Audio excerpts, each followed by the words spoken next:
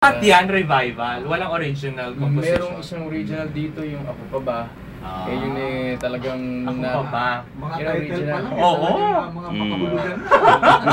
Kaya pag napakinggan niyo itong lyrics nitong Ako Pa Ba, eh talagang makasabihin niyo para sa isang tao daw. Pero ito ay talagang para sa Pilipinas. Ayun. Ayun. Yan pala, sa Amerika. Walang masama kung para Oo nga. Oo nga.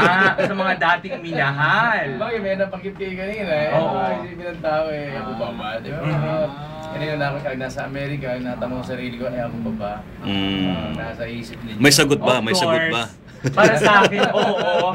At naiingit ang mga taong nasa labas. Ayan ang pinatatabi ako. wala bang revival nung kay Julio Iglesias yung To All the Girls I've Loved Before. Naku naman, may mga ganong levelly. Ayan. Pero may mga show siya lakay na nakikita ko para sa buong Pilipinas. Magtutour ka yata kung medyo meron ka mga shows. Bago natin isa-isahin ulit ang mga intriga na sasagutin mamaya ni Mr. Gabby Concepcion. Meron po kaming show sa Music Museum sa 15 and 16. Sana yung mga wala masyadong ginagawa o naghahanap ng magagawa, sana ay punta doon.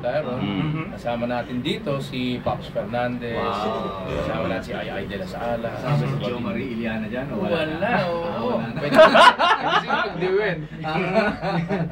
Si Claudine Barreto, si Catherine, ang isa pa lamang. Kailan yan, Gabi? Kailan yan? Sa 15 and 16, dito na, Friday, Saturday. Yes. Oo nga, ano? Pero marami tayong kasama dito. Nandito rin si Mga Salvador, si Ian Belenia at saka si Lovie Po. So may action dito, may comedy dahil nandiyan si Ay Ay.